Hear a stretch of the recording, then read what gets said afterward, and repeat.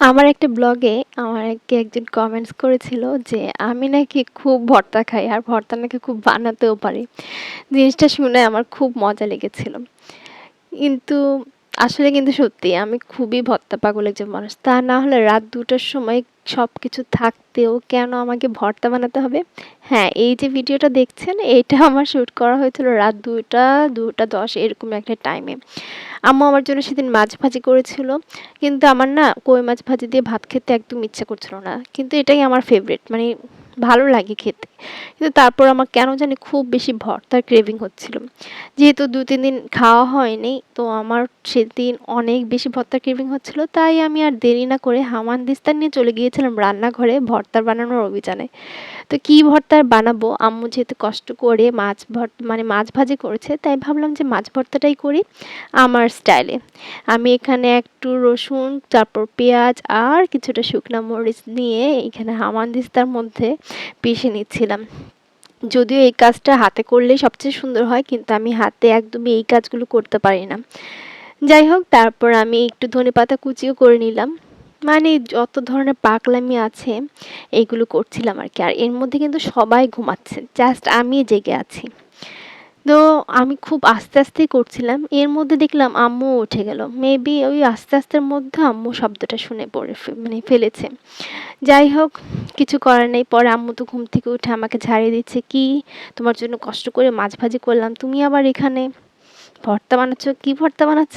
আম্মু তো আমার কথা শুনে রাগবে না হাসবে কিছুই বুঝতে পারছে না। এই যে দেখেন এই মজার মজার মাছ ভাজিগুলো কিন্তু শুধু আমার জন্য করেছে। আর কিন্তু কেউ খায় না। শুধু আমি খাই। তো আমি আজকে এতগুলো মাছ ভর্তা করব না। জাস্ট আমার জন্য একটুখানি করব। আমি ২ টো মাছ নিয়ে নিয়েছি। আর দেখেন এই মাছগুলো না একেবারে দেশি কই মাছ। এত মজা এই মাছগুলা। ভাজি দিয়ে খেলতে কিন্তু ভাতটা খুব মজা লাগে। কিন্তু আমার সেদিন মানে মাথায় ভূত চেপেছে ভর্তা খেতে হবে। তাই আমি মাছ ভাজি খাবো না। মাছ ভাজি দিয়ে ভর্তা বানাবো। মানে পাগলামি যে কত রকমের আছে এই যে দেখেন মাছের আবার ডিমও আছে।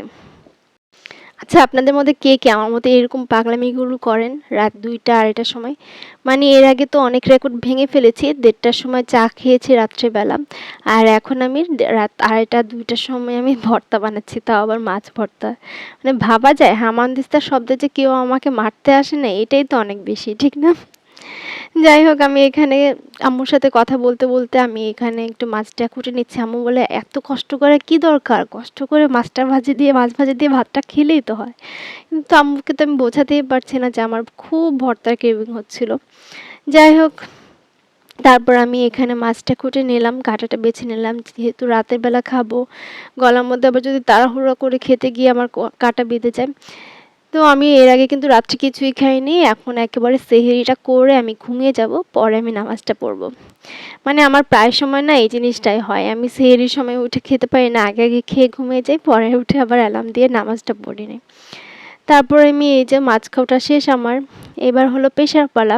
খুবই মানে দেখতে না অতটা ভালো হয়নি। আরেকটু ঝাল দিলে ভালো ছিল। কিন্তু আম্মুর ভয়ে খুব একটা ঝাল দিতে পারি নাই। কারণ আম্মু আবার রাগ করবে এত রাতে যদি আমি ঝাল করে ভর্তা বানাই। যাই হোক এই যে দেখেন আমার মাছ ভর্তা কিন্তু রেডি। দেখতে ইয়াম্মি ওরকম না হলেও মানে লাল হলে বেশি ইয়াম্মি লাগে আমার কাছে। কিন্তু টেস্ট কিন্তু খুব ভালো হয়েছে। আর আমি এখানে কিন্তু কাঁচা রসুন এড করেছি। ও আম্মু কিন্তু আবার আমার জন্য পাট শাকও ভাজি করেছিল। মানে বাসায় সবই ছিল। তারপর আমার কষ্ট করে মাছ ভর্তা খেতে হবে। পাট শাক কিন্তু আমার অনেক বেশি পছন্দ। তো আমি এখানে পাট শাকটাও একটু নিয়ে নিলাম। একেবারে বেশি করে রসুন দিয়ে আম্মু কিন্তু পাট শাকটা ভাজি করেছিল আমার পছন্দ মতো।